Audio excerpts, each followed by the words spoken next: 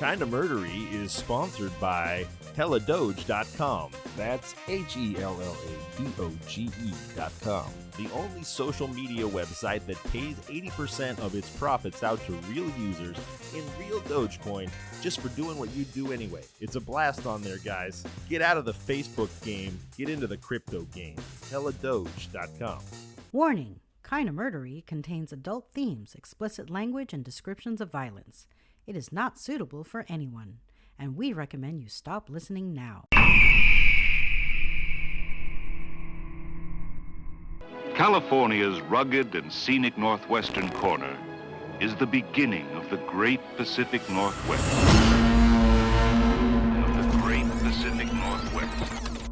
A region of untamed and primitive beauty. Humboldt County Sheriff's Department has now joined efforts with the Arcata Police. Growers living off the grid. Humboldt County also has the highest rate of missing person cases in the state. Where 60% of marijuana is grown in the United States. There's a lot of evil here. A lot of evil.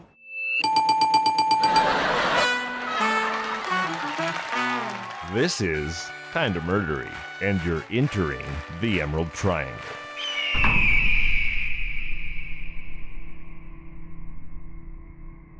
Wow, that was nuts. Hey everybody, welcome to Kinda Murdery. I'm your host Zevon Odelberg. Thank you for deciding to be here. Today, we bring you a story from the city of Ukiah in Mendocino County.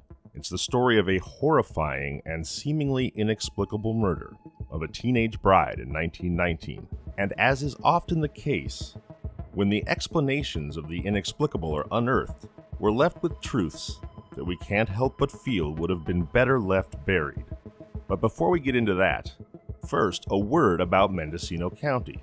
There's no question that each of the Emerald Triangle's counties, Mendocino, Humboldt, and Trinity, have played host to their fair share of Kinda Murdery happenings in the nearly 200 years since Jedediah Smith became the first person of European descent to explore California's northern reaches. And while no shortage of ghouls have disgraced the grounds of Humboldt and Trinity with ghastly deeds over the years, there is also, in my mind, no question that Mendocino County has been home to more than its share of the Emerald Triangle's most depraved, twisted, and grotesque true crime stories. Whether that's simply because it's the Emerald Triangle sibling in closest proximity to a major urban center, where the mathematical odds of leeching sickos into the state's northern reaches becomes far higher, or whether there is another, more esoteric and creepier reason, who's to say? But over just the last 50 years, Mendocino County has attracted the likes of the Moonies, Kenneth Parnell, Louis Tree Frog Johnson, Jim Jones, Leonard Lake, Charles Ng, and Charles Manson. Now, some of these monstrous names I suspect you're familiar with. Others may be unfamiliar. And if they are unfamiliar, then I suggest not Googling them. Whichever path you choose, I think you'll agree with me that Mendocino County is at the heart of the Emerald Triangle's most chilling brand of weird darkness. And it's no mistake that I chose those exact words, because here with me today is the fiendish father of felonious folklore, the Duke of Dread and all things dastardly, a preacher of creatures and paranormal fright. It's the modern master of the macabre, Darren Marlar from Weird Darkness Podcast. Hey Darren, how you doing today? Dude, I have got to get a copy of that. You got to send me that in print, and I'm going to take a recording of this, and I'm going to start playing it at the beginning of my show. That was the best intro ever. Thank you, man. Thank you so much for being here. I can't tell you how excited I am. You know, I'm a big fan of your show. It occurred to me yesterday that you must have a lot of fans who are long-haul truck drivers. Yes. Yes, I bet you do it. I'll tell you how I figured this out. I was stuck in traffic yesterday. I live in Southern California in San Diego. I was stuck in traffic for about 2 hours on a drive that should have taken about 40 minutes. Mm-hmm. And I put on Weird Darkness, and all of a sudden I didn't care that I was stuck in traffic, and all of a sudden I had listened to a couple episodes in a row, and now I'm totally obsessed with Wendigo psychosis. Yeah, Wendigo psychosis is something I never even knew existed until until I started doing Weird Darkness, and it was a really interesting topic. If anybody is not familiar, Wendigo psychosis is the idea that, and correct me if I've got this wrong, Darren, that once you have consumed human flesh, a person then gains a ravenous hunger for human flesh that essentially can never be sated. And it's an idea that comes out of Native American culture. Do I have that right? Yeah, I think another addition to that is when somebody does that, especially if they're familiar with the Wendigo legends, that if they do consume human flesh, they feel like they are becoming a Wendigo. It's almost like internally in their mind, they actually have become that monster. Whether or not the monster is real or not, that's a completely different topic. But when it comes to Wendigo psychosis, that person believes, well, kind of like the same idea that some people like lycanthropy. It was originally somebody felt that they were becoming a werewolf, not that they actually were one. But Wendigo psychosis just sounds so cool. It does. It totally does. Well, shall we jump into today's story? Oh, that's right. We actually have a show to do. I've already forgotten about that.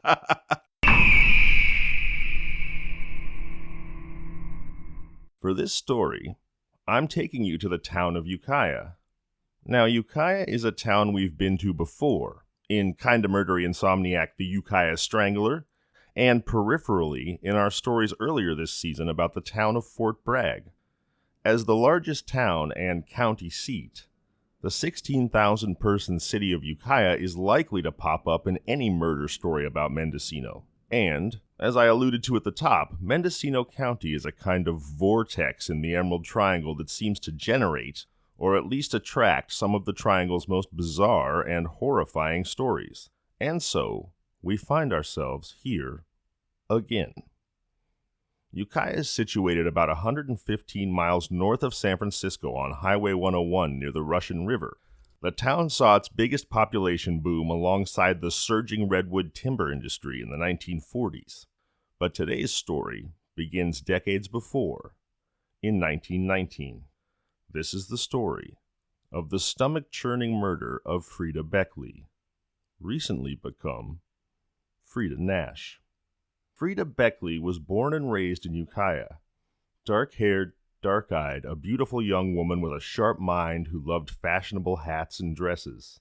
In April of 1919, at the age of just 18, Freida Beckley married German-American World War I veteran and recently naturalized citizen, the blonde, blue-eyed, and muscular peach farmer, Herman Nash. And so she was no longer legally Freida Beckley, but rather Freida Nash. Barely 3 months later, early in the afternoon of July 9th, 1919, still only 18 in the early bloom of her womanhood, newlywed Freida Nash was found dead in her home by her husband Herman, and immediately thereafter, upon Herman's beckoning, by an electrician named Mr. Foster, who had come to the peach farm to fix a water pump. Freida's body had been horribly mutilated by 2 shotgun blasts from a double-barreled 12-gauge that belonged to Herman. That's a tough one. I got the mental picture on that one. I know I did too, unfortunately. My apologies to our listeners. Well, you went from early bloom of her womanhood to 2 shotgun blasts. That's quite the segue. It is a bit of a jarring juxtaposition, isn't it? Yeah. The first blast of buckshot had eviscerated her intestines.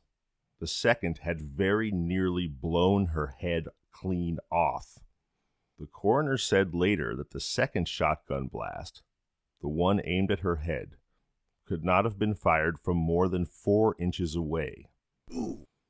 This was made evident by powder burns on Freida's scalp. A heavy soldering iron, like that which might be used by an electrician or a mechanic, was sitting on the bedside table. Both Herman Nash and the electrician reacted with horror and surprise, and Herman, of course, with monumental grief. His beautiful young wife had been horrifically murdered. How? Well, how we know, but how in the larger sense, which leads us to why. Those are the questions we must answer. And to answer those questions, we delve deeper into the stories of Herman and Freida Nash. Sadly, as is often the case, we know far more about the survivor than we do the murdered. And so we will begin with the victim's husband, Herman. Whew. Let's just take a little palate cleanser here. That's a rough start. That is. But I also am writing this down because I'm stealing this from you for my own podcast. Please do. Gosh, again, I would be flattered. And wow, no, I for some reason I've been doing this now for 6 years. I have not heard the Freida and Herman Nash story. I don't know how this has not come across my eyes. This is insanely dark. It really is dark. You know, I just want to say also, I didn't pick this story only for the gory details. There are some twists and turns and some mystery ahead. So there's more to it than horror. And sometimes I think what attracts us to horror is the way in which it throws into sharp relief the more to it, so to speak. Yeah. If it was just a murder and that was the end of the story, that wouldn't be much of it. Yeah, it's what happens after the murder in so many of these stories. The follow-up, the mystery, the investigation, sometimes the hauntings, you know, that's more along my lines. But yeah, half of the story is what takes place after the death. Absolutely correct. Yeah, so continue on. Yeah, let's talk about Herman Nash. Herman was born in Germany. So if you'll forgive me the lightheartedness, this is Herman the German we're talking about. It's a good serial killer name. Why not? It sure is, isn't it? He was born in 1891. When he was a young boy, his father went mad and died in an insane asylum. That bodes well for a young boy. Whew. No kidding. He immigrated to the U.S., and he settled in the Ukiah area at the age of 18 in 1909. He became a naturalized American citizen 5 years later at 14 years old. And then, when the U.S. joined World War I in 1917, Herman joined the Army, perhaps all too aware of his German heritage and eager to prove that he bled the red, white, and blue.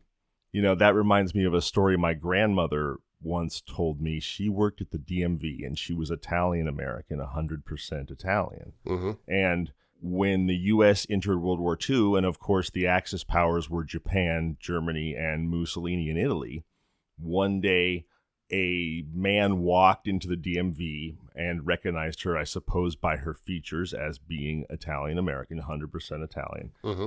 And just started screaming at her that she had no right to be in the country. She ought to get out. She was a filthy, expletive, right, etc. And, this is a young woman, but her boss was German. Big German guy. And he probably maybe would have done this no matter what his background was, but clearly this particular line of attack struck him acutely as well, and he came barreling out of his office immediately in her defense. And so I always thought kindly of whoever that man was. Yes. See, some of us Germans are actually okay. Absolutely. Not very many, but a few. I have some very close German friends, and not to overly generalize, but every one of them is incredibly on time to the point of early. It's German precision, I'm telling you. And they're both versions of highly gifted to genius level math brains. One of them is a musician, a virtuoso musician who then taught himself to program, and the other one is a Harvard-educated landscape architect. So perhaps there's something to some of those stereotypes, the positive ones anyway, I can attest to. Stop buying your watches from Switzerland. That's all just rumor. That's all just advertising. Get the watches from Germany. Oh boy. All right, so let's get back to Herman. So he joined. I am somewhat biased, by the way, with my last name being Marlar being German, but then again, I'm sorry, go ahead. I love your last name. It's quite evocative. It's a great last name for the show you do and the career that you have. Really? Maybe because it rhymes with parlor, but I immediately picture sort of a Edgar Allan Poe-esque, dark, maybe a little bit smoky, blood-colored velvet chairs in a Victorian parlor when I think of Marlar House, which is your production company. So yes, yeah, it Marlar works House for me. Yeah, well, now I need to build a parlor. Thanks a lot. Thanks. Yeah, that's something else I got to put on my to-do list now. Oh, sheesh. I apologize. All right. So I'm sorry. I interrupted you. Go ahead. Oh, no, please. Continue please on. Continue on with Herman, the German. Herman the German. So he joined the U.S. Army and went to fight in World War I, perhaps to prove his patriotism. And it is intimated, although not explicitly stated, that Herman saw heavy fighting in the European trenches and may well have suffered from PTSD. After the war, he returns to Ukiah at the end of 1918 and resumed his previous occupation as a peach farmer.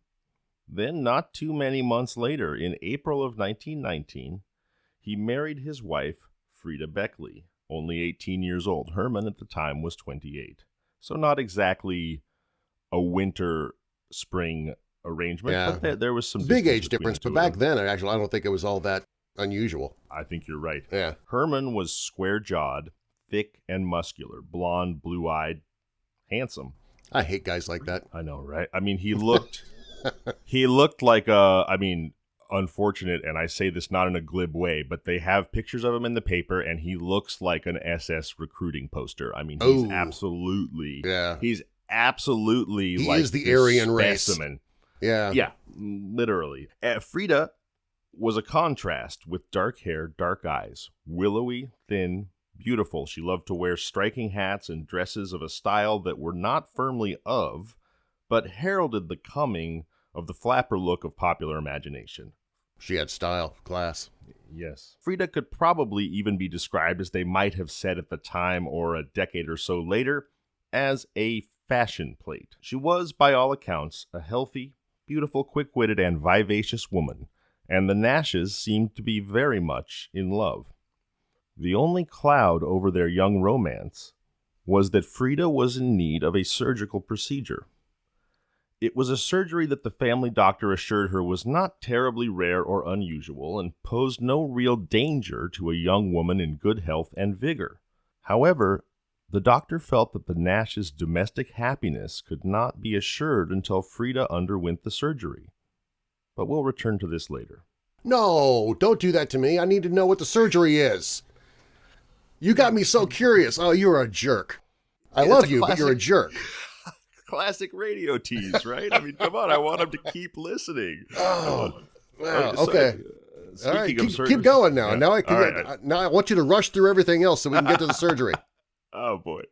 Well, speaking of surgeries, from what I know of the medical profession and the evolution thereof, I don't think there was any surgical procedure that posed, quote, no real danger in the year 1919. I was kind of thinking the same thing. Yeah, you can go in for tonsillitis, and I mean, you're taking your life into your own hands. Yeah, absolutely. I mean, they barely stopped using leeches and bleeding people back then. Yeah. Now, Darren, have you ever told any medical stories on Weird Darkness? I'm sure we've had a few. None of them pop into my head right now, but anything strange and weird can sometimes creep into the podcast, and a lot of those would be medical issues or sometimes a story where somebody was born unusual and they ended up living like in the freak show circuit for a while or something like that. So a lot of medical maladies would definitely come in. Not necessarily the surgeries themselves, but the maladies. Yeah, medical maladies and surgery are something I'm personally very familiar with. I was born with cerebral palsy, and as a young boy, I used to really walk difficultly. I mean, I would glibly now compare myself to Quasimodo or something. Mm-hmm. But then when I was 7, I had my first surgery. And then when I was 12 and again when I was 17, I had my entire left leg rebuilt from the hip to the toe. So now I walk pretty normally. I might look like I took a bullet in the hip or something. I definitely limp a little bit, but I'm thankfully present as pretty physically normal human. But I mean, I have so much sympathy for being born with difficulties and also just for the pain and recovery process that's inherent to surgery, even in the modern age. So do you tell people that you were born with MS, or do you tell them that you were shot in the hip? Well, actually, it's cerebral palsy. I'm sorry, cerebral palsy. Yeah, I'm sorry. Yeah. I usually just tell them I was born with cerebral palsy, although it has sometimes occurred to me to make up a more exciting story, some motorcycle stunt rider accident or some Right. such thing. But actually telling people that you were born with cerebral palsy, though, can actually make for an inspirational story, though. So, sharing that and seeing how far you've come and that, that you're walking fairly normal now and it's nothing to be ashamed of. That's pretty cool. Thank you. And I would say that a big part of my maturation as an adult, to the degree that I have matured, has been coming to terms and being willing to admit to myself that things were difficult and that I wasn't just totally normal. Because for the longest time, I had a lot of denial about it, which created a ton of anger, etc. I'm getting off track here, but you're right. Actually, but I think this is a great thing to say, because what's going to happen now is once people hear this episode, those who have had, who have cerebral palsy, or they have a loved one that has it, they're going to come to you and they're going to thank you for being so open about it and for being someone who's not scared to talk about it. Well, I hope that does happen. And something I would want to say to those people too is that there are many gradations of severity of cerebral palsy. You can be like Daniel Day-Lewis in My Left Foot and only be able to move your left foot, as where I have only had difficulties with my left foot and leg. Right. So I'm very aware that my situation, even from the beginning, was not nearly as severe as what many people face, and that I had the good fortune of having the medical care that I needed. But at the same time, it's easy to be too severe with yourself. And I certainly was constantly saying, don't be such a wuss. Somebody else has it way worse. You're basically normal. How dare you be down in the dumps about it? And just kind of beat yourself up for being weak. And so I would also tell everyone, whatever your situation with a disability or other difficulty in your life is, give yourself the space to allow that thing to be hard and to process it emotionally, because it's too easy to fall into a trap where we're our own harshest judges. Excuse me while I get up and applaud that speech. Yes, that was beautiful and so true. We talk about depression quite a bit on Weird Darkness, and it's not, obviously it's not physically debilitating, but it's still debilitating in some way. And you're right. I mean, if you suffer from it, even if it's mild, you beat yourself up. You think that you're not normal. You think that you're not worthy of being in public with other people. I mean, your mind just plays tricks on you with it. So yeah, I love that. I love what you said. Allow yourself to be beat up by it. Or how exactly did you say that? I love the way you said it. Do you remember? Give yourself space for it to be difficult for you, and to emotionally process how difficult it is without constantly judging yourself for being weak because somebody else has it worse. Because no matter how bad your situation is, somebody else always has it worse. If that is the yardstick by which you judge yourself, you'll never measure up, and that compounds. Yeah, give yourself permission for life to be hard. So yeah. I love that. I love that. Man, now I'm inspired. Yeah, and Darren, if I may, I have to ask you now, in my life, I've had friends and family members, and perhaps even myself at times, who have dealt with depression, and often people really like things like Swedish death metal. If they're depressed, people find something soothing and calming in that kind of music or art or television or movie, and so is that something that you feel drew you to the world of Weird Darkness? Is it a coping mechanism for you to some degree, if that's something you're willing to talk about? I don't think it was for me necessarily. I'm in a bit of a unique situation in that, in fact, that my birthday is the day after Halloween. So growing up, I was, all of my happy times were surrounded by all this dark imagery. But I started suffering from depression when I was a teenager. And I definitely found myself drawn more towards music that it was in a minor key. I liked wearing black, not to the goth effect of it. I just kind of liked it. But I have noticed, and I have heard from so many people via email, Facebook messages, whatever, when they listen to my podcast, because we talk about depression. I truly believe that's one of the reasons that they were drawn to Weird Darkness. is because they already have that dark tone about them.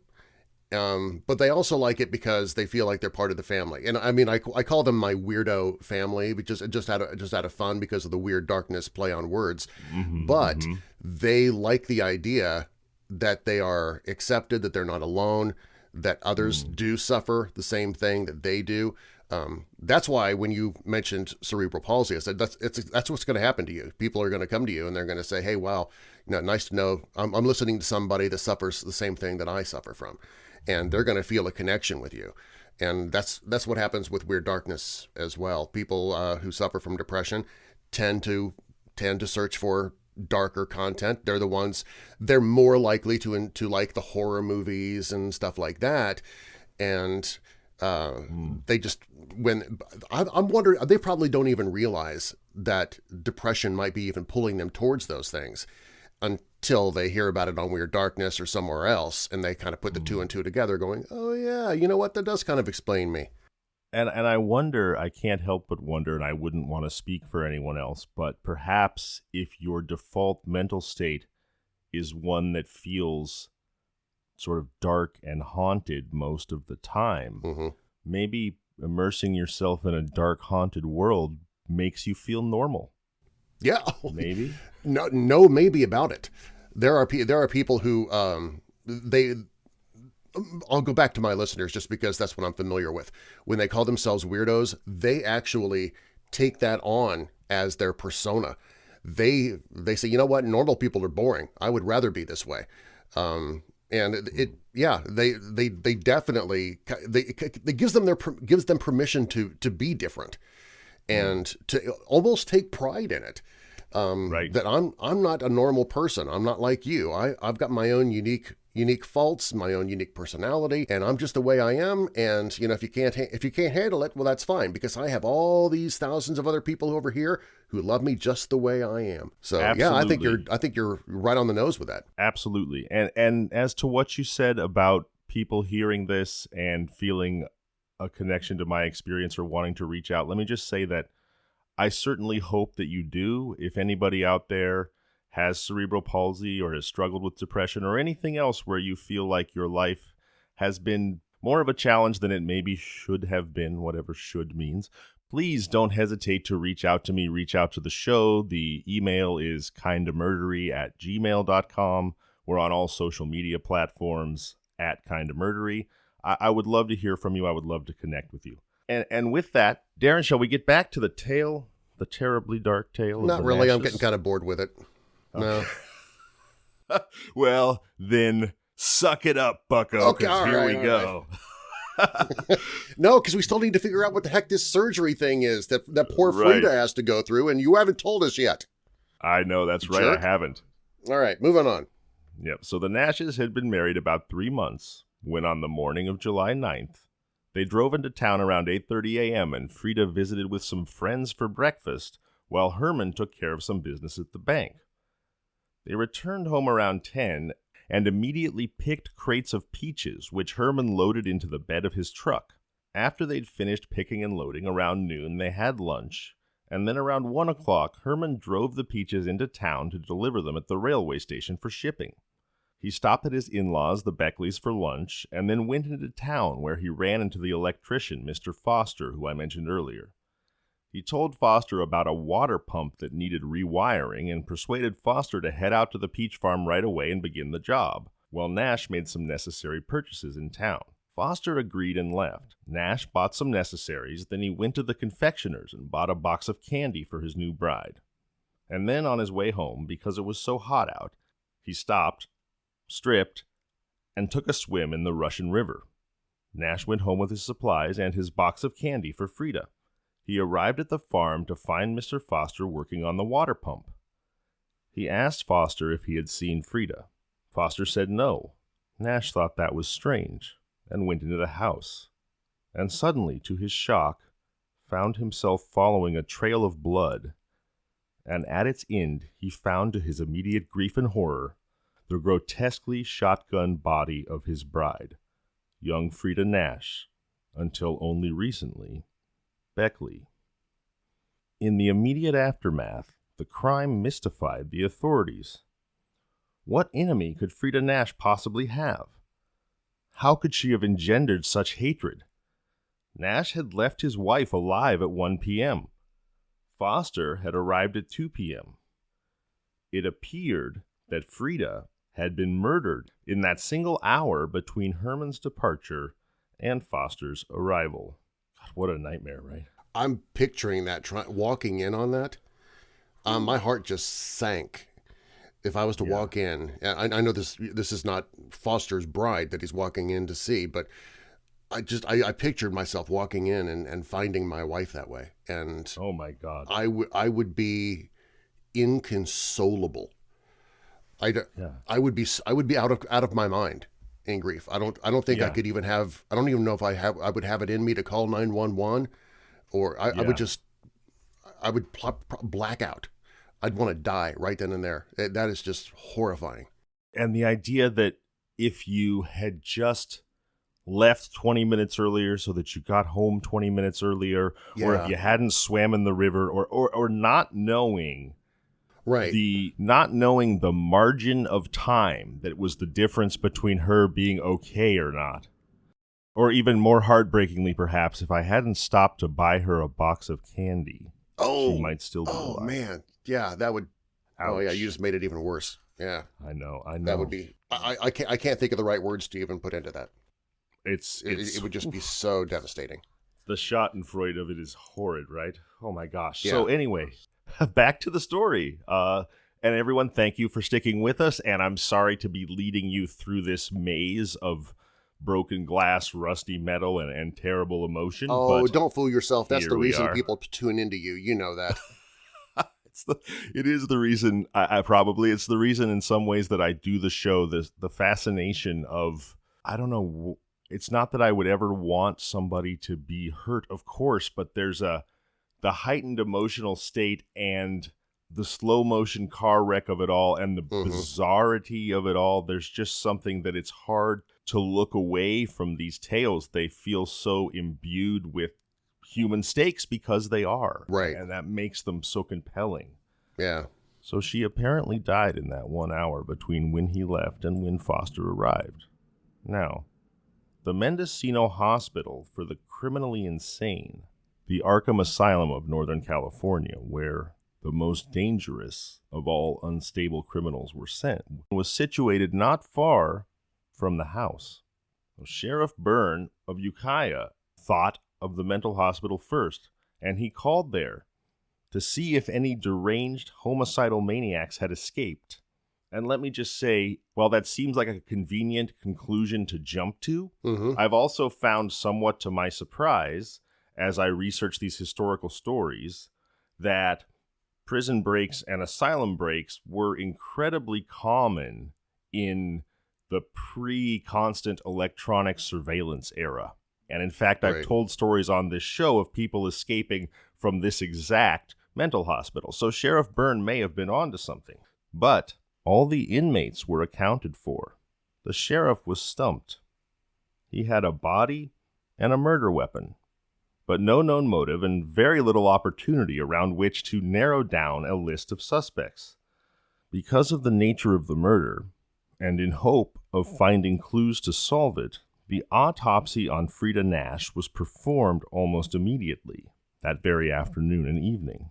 And after the coroner had cleaned and disrobed the body, he had barely begun the routine phases of his initial examination when he reacted with such startled surprise that it was remarked upon by attending staff.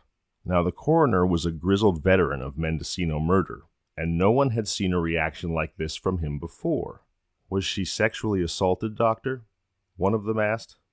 "No," said the coroner, his eyes wide.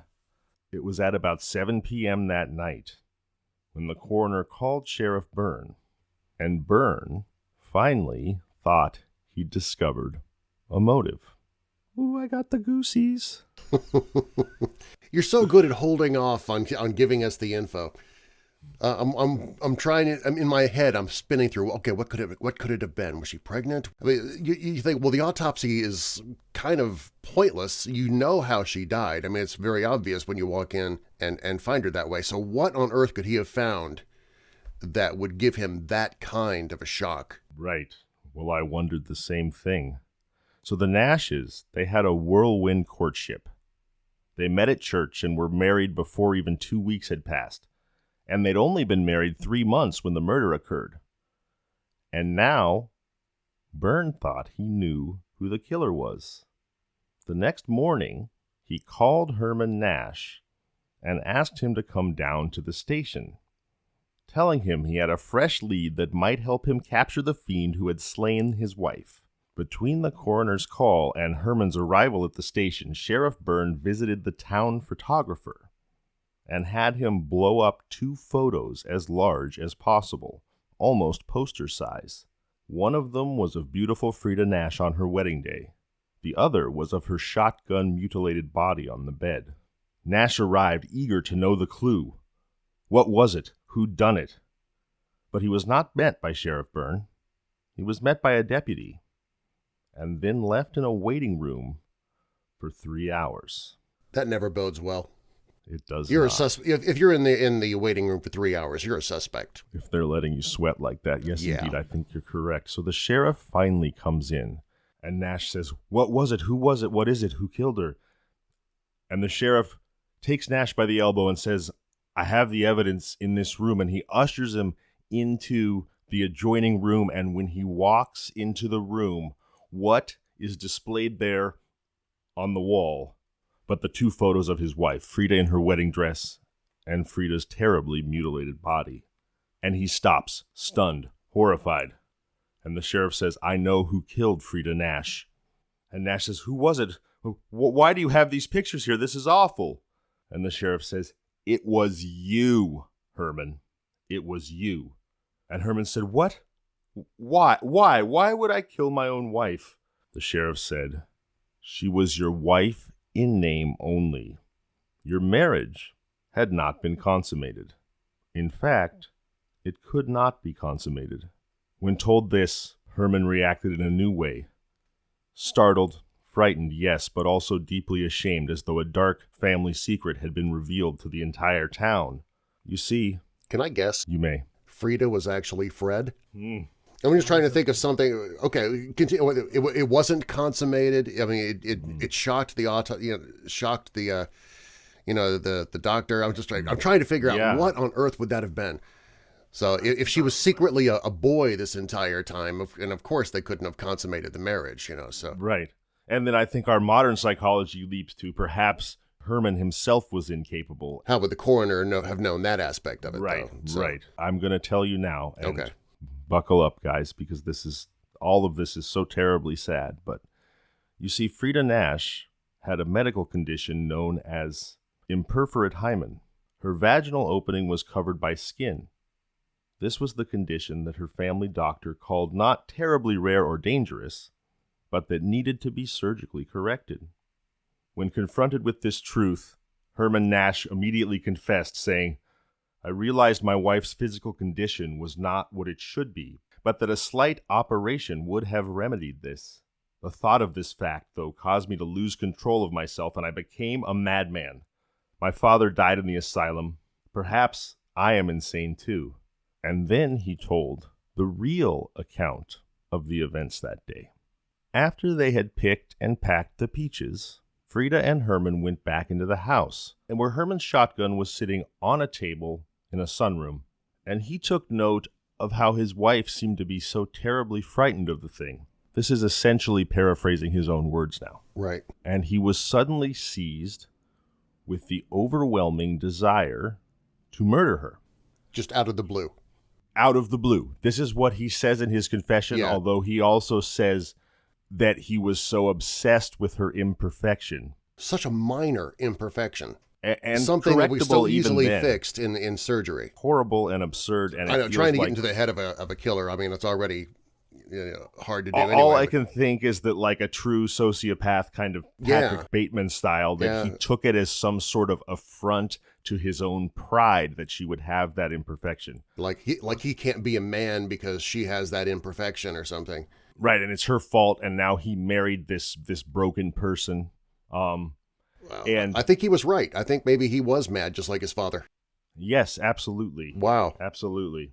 Okay, so all right, so he was caught up with this obsession idea that he had to murder his wife. That he just had this thought that he had to kill his wife. Yeah, there's a very famous Nathaniel Hawthorne story called, I believe, The Birthmark, about a man who has the most beautiful wife in the world, but she has this one little sort of foot-shaped red birthmark on her face, very small, smaller than a dime, and he becomes so obsessed with it that he essentially teaches himself undiscovered medicine and alchemy and all kinds of things until he finally finds a way to remove this birthmark from his wife's face and make her literally perfect, at which point she dies, because without imperfection we cannot be human, is the message of the story. Yeah. And it seems that Herman's dark obsession was along some similar line.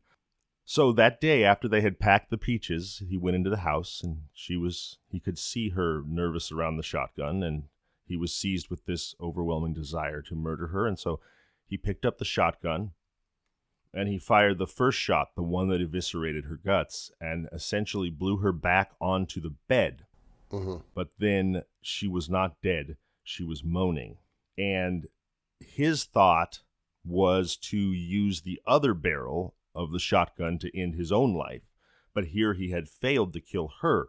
So he took that heavy soldering iron that was found at the scene, and his plan was to finish her off by bashing her brains in and then using that other barrel on himself.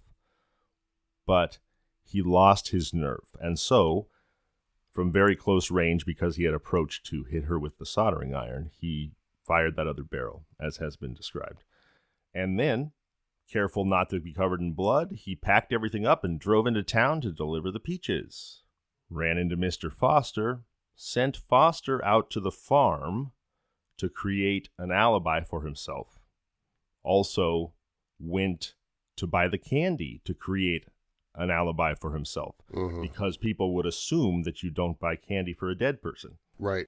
And then, and this is my presumption, went for a swim so that he had an excuse to have changed his clothes. So he confesses to all of this in written confession, only to recant the very next day and say that he was innocent and that he had been coerced by the sheriff, who was concerned that he would be lynched by a town that was outraged, and so basically just wanted to tie up the case in a neat little drawstring. And so he said, I should never have confessed to that. It's not true. I don't know who killed my wife, but it wasn't me. Never mind the fact that his confession explained every single detail of the scene. Correct. Yeah, kind of hard to be coerced into a confession and still be that accurate as to what exactly happened. Right, I was coerced into a confession that revealed details that only the killer would know. Yeah, because that happens all the time. Nevertheless, he pleads not guilty and he goes to trial, where, thankfully, his bloody fingerprint is discovered by alienists, which is what they called the CSI people back then. His bloody fingerprint is found on the handle of the shotgun, and he is convicted, and he's sent to prison for life, but notably not without the possibility of parole. He's sent to San Quentin. He's first eligible for parole in 1926 after serving 7 years. Parole is denied. Again, in 1932, he goes before the parole board and begs for his release. Again, denied. Good to hear. Yeah, phew, right? Well, in the meantime, he had become a mail clerk in the prison, and he also cared for the warden's dog and parakeet. Was generally well liked by other prisoners and the staff, essentially the model prisoner. Not just good behavior, exemplary behavior. He made himself almost indispensable with his clerking skills in the mailroom. So in 1936, he goes before the parole board again, 16 years after the murder. This time, parole is granted. This causes a giant uproar, especially in Northern California. People are like, how is it possible this confessed, although recanted, murderer of his beautiful young wife is out on parole? He was 28 when he did it, so 16 years later, he's only 44. Right. He's a man still in his prime. Well, how can he possibly be out? Well, now this is a little interesting. It was standard procedure then, and I don't actually know if parole boards still do this, but when a prisoner comes up for parole, letters are sent to the judge and the district attorney who tried him and to the leaders of the community in which they committed the crime to take the temperature of those people and get their opinion on whether or not they believe the prisoner should be released and how they would feel about the prisoner being released and possibly even being reintegrated into their community. Well, as you can imagine, the people of Ukiah, the good people of Ukiah, were and remained horrified by this monster Herman Nash and would never have written anything but hell no in response to those letters. However, the insidious, devious Herman Nash had made himself the mail clerk. Well, there is this massive uproar over his pending release that certainly throughout California, all the major papers, the Chronicle, what have you, the Los Angeles Times, and it's a semi-national uproar. This becomes a national story. It is discovered that the parole board granted his release in absence of any objection from the community of Ukiah, from the judge, from the DA. And the reason there was no objection is that those letters never went out. So he was not the mail clerk of the prison. He was the mail clerk of the entire town. He was the mail clerk of the prison. The parole board and the warden of the prison were sending out the letters to the town of Ukiah to ensure that to find out if Ukiah objected to his release. So the notification of his parole coming up was never correct. Oh wow. He intercepted the letters. They never left the prison. Nobody found out that he was going to be paroled until essentially the day before his release. And initially everyone thought this was some bizarre secret deal that he made with the warden for God knows what kind of hideous favors. But there is such an outcry that Governor Merriman, the governor of California at the time, revokes Herman Nash's parole, overrules the parole board, which was the first time that anybody was aware of that this had been done by a governor. And he is applauded for it. Well, Herman goes back into prison, and then he sues the prison system. Jeez. On the grounds that other men had been convicted of life in prison, served far less time than him with good behavior. He'd been in prison for 17 years now, and then been paroled. So he essentially said, what legal grounds, what comparable cases do you have to support the idea that my parole should be overturned? It's not fair that I have to stay in here. Yeah, exactly. Wow. Exactly. So in 1937, his appeal goes to the state Supreme Court, and he wins. Unbelievable. He is given a writ of habeas corpus and released. But now he has literally nowhere to go because in the meantime, the United States government has revoked his citizenship. He was a naturalized citizen, not a born citizen. They said, in light of your crimes, you are no longer a U.S. citizen. The U.S. won't take him. They offer him to Argentina and Venezuela, who both understandably indignantly refuse. Say, no, we'd rather not have him. Thank you very much. But because of his consummate clerking skills, he's offered a job as a shipping clerk in the Philippines by a wealthy San Francisco businessman. And the Philippines, seeing that he has employment, I guess, agree to take him. And so, 18 years after murdering his wife in one of the most horrific ways and for one of the most horrific reasons possible, Herman Nash sails for a new life in the Philippines at the age of 45, never to be heard from again. Wow. That is a disturbing story. I know, and it doesn't even have the ending that you want. No, at first you're like, good, he goes to prison for life. Good, he never gets out. And then you're like, wait, or somebody minute, else kills him, or some bad karma comes on him and he ends up dying in a car accident or something. Right. We don't even get that. We get zero closure on this. And some would probably say that I shouldn't even have told this story for that reason, that it's probably frustrating for everyone hearing it, as frustrating as it is for me and for you. But I can't help but have been fascinated by the maze of details and the improbability of the outcomes. And so if anyone is angry at me for telling this story, you have a right to be, but there it is. You're listening to the wrong podcast. Kind of I mean, if you're angry with Zevon for telling this story, then why are you here listening?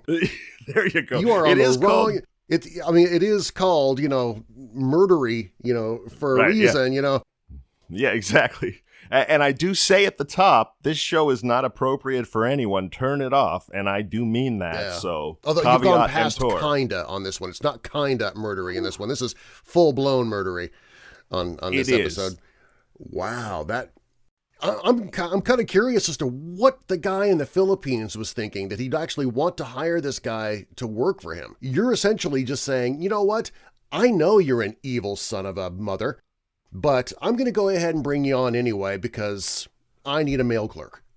Right. That's it? Right. No, absolutely. And in addition, not that he should have gotten out in this case, but I feel like the intensity of my feelings about him would have been somewhat affected had he stuck to his confession and his grief and his explanation that madness runs in the family. Take responsibility for it. But exactly. But the fact that he recanted the confession, was convicted, then conspired or did withhold parole documents to try to nefariously get paroled against the community's wishes. I mean, he was absolutely self-interested and calculating from the remorse first whatsoever. to the last. Man, I can't believe we don't have a follow-up on what happened to him. I'm sorry, that I know. Sucks. It does. Yeah, I can't help, the conspiracy theorist in me can't help but wonder if there really was a wealthy San Francisco businessman, or if clandestine services of the United States made a backroom deal with the Philippines just because they had to send this guy somewhere, and that was the explanation that they gave the public. Like maybe he ended up going behind bars in the Philippines or something, just secretly. Hopefully, or maybe he was just sent to the Philippines. But to your point, it's hard for me to imagine any person of good conscience hiring this guy. I mean, knowing the story. Then again, we're looking on this hindsight with everything. I mean, so at the time, you never know how much information they truly had about this guy. But wow, what a horrible ending, Zevon. I know. I'm sorry. And I think the fear that all of us might have, if in fact Herman was right and his madness was genetic, that there would be now a bunch of descendants of Herman Nash running around the Philippine Islands horrifically murdering people. If it's genetic. That's a great thing to think of. Gee. It was bad enough to not have an ending. Now you've created a worse ending. Now I've created the horror movie, The Nashlings. Then you've got Texas Chainsaw Massacre in the Philippines now. Wow. Okay. Whew. Well, my day is ruined. Thank you so much. Yeah. You're welcome. Oh boy. Oh. I'm gonna have to go take a nap out of this after this. This was exhausting. What a story. Yeah. Well, I hope it was somehow emotionally cathartic and not an entirely awful way for everyone. Often, if you've listened to the back catalog of the show, I intentionally pick stories that are not so dark and have humorous elements. They might be a robbery or a justifiable homicide or something where it's not so heavy and dark. Right. I do usually go out of my way to go down a path more similar to that, or at least to have the victim be someone who, in sort of a horror movie Seven Sins sense, kind of deserved it. They were a criminal of themselves or something.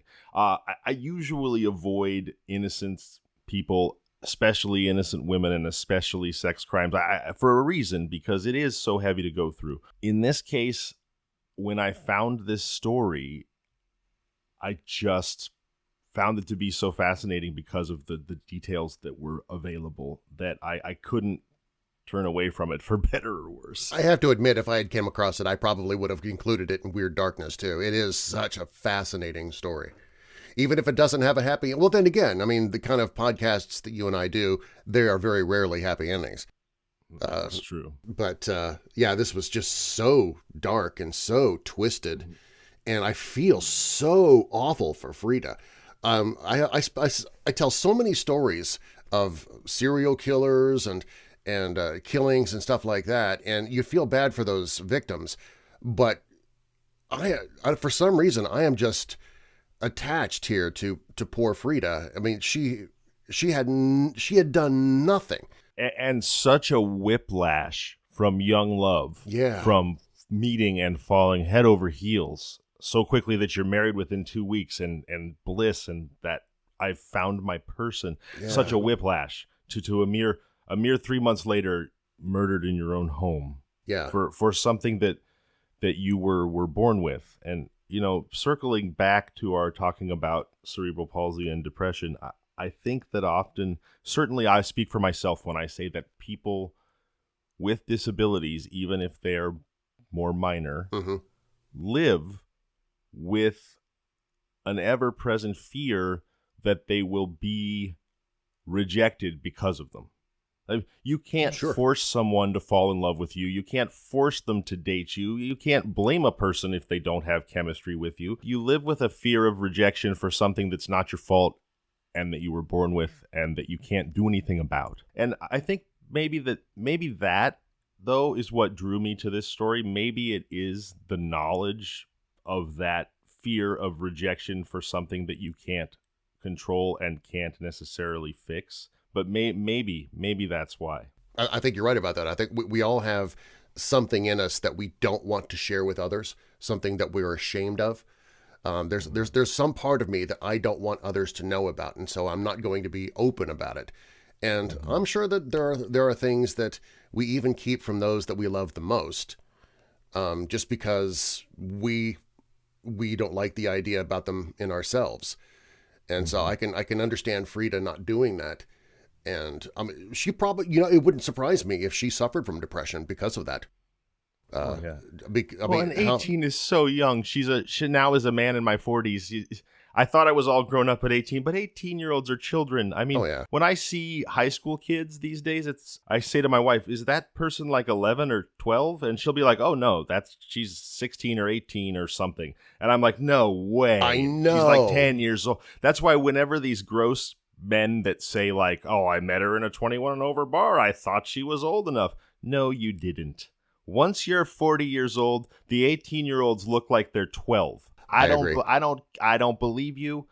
And I think that she's so innocent and so young, and to expect her to know how to grapple with the powerful emotions of falling in love and the fear of preemptively revealing this it's too much. It's too much to ask of a young person. 100 years ago is what we're talking about. Right. Try talking about sex and intimacy back then, and then add on to that the fact that you have an intimacy issue. I mean, who do you even go to for that aside from the doctors? Can you go to a psychologist for that to get you through it? I don't think they would have that back then. No, I think I think Dr. Freud was still prescribing cocaine to people. Yeah, So, yeah, no, that might have actually been beneficial for Herman. Yeah, he could have used that. This was awesome, man. I really appreciate you having me on today. This was, I'm not going to say exciting, because that's the wrong word to use. It was a privilege being here, but it's all draining. It is I have that feeling too, that kind of like just walked out of a 3-hour action movie feeling when you go to the matinee and you walk out and it's too bright and you're like, oh. Yeah. But no, really, thank you so much for being here, Darren. I mean, so exciting for me, such an honor. I'm a fan of your show. You're a consummate professional. I mean, you're also just, guys, Darren, in person, in regular Darren, not just the voice you hear on Weird Darkness, is really one of the kindest people I've met and so fun to be around. So please, if you don't already, and you probably do, listen to Weird Darkness, leave a 5-star review, email Darren, go to weirddarkness.com, interact, engage. It's a beautiful community that Darren has built. He talked about it a little bit today. The stories are utterly compelling. Once you turn it on, you won't turn it off. You'll just keep listening. So please, subscribe to Weird Darkness Podcast. It's a wonderful place to be, and I'm so happy that Darren chose to be here with me today. I had a great time. You know, as dark as the content is, I really enjoyed the conversation, man. I really appreciate it. I can't wait to tell my own weirdo family of listeners about Kinda Murdery, and this is a great way to introduce them to what you're doing. I'll say, hey, you know, you guys need to check out this conversation I had with Zevon.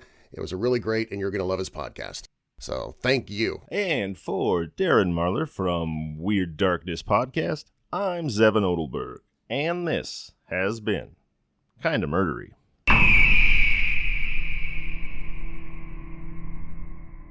Kinda Murdery, The Emerald Triangle, is created, researched, edited, produced, and hosted by Zevon Odelberg, with opening theme by Niall Madden and art by the Gin of Lang.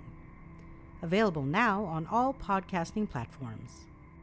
If you like the show, please subscribe, review, and tell your friends. You can find us on social media at Kinda Murdery or email at kindamurdery@gmail.com.